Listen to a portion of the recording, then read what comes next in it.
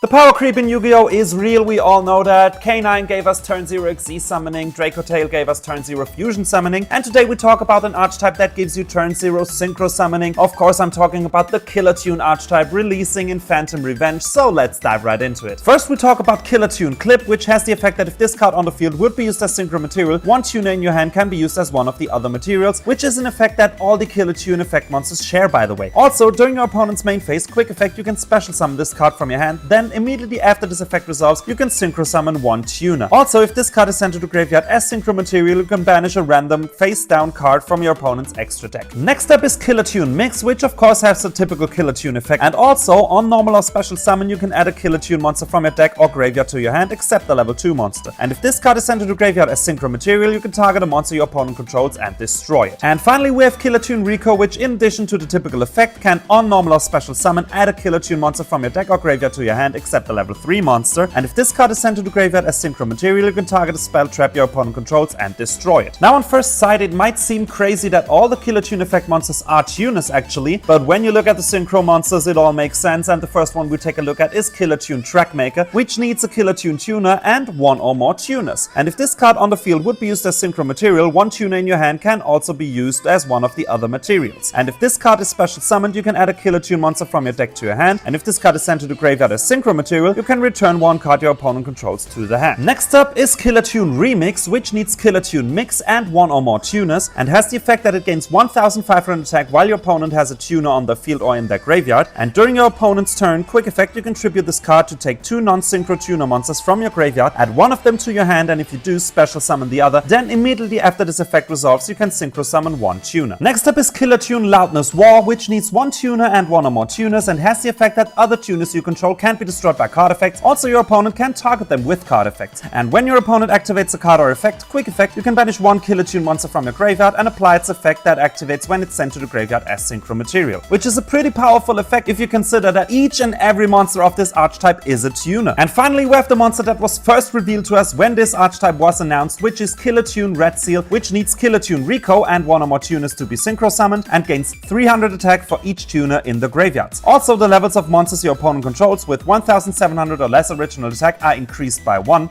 and during the main phase, quick effect, you can banish a tuner from your graveyard, target a face-up card your opponent controls, and negate its effects until the end of this turn. Definitely let us know what you think about this archetype, and don't forget to like and subscribe so you don't miss our next part where we uncover the rest of the Killer Toon cards.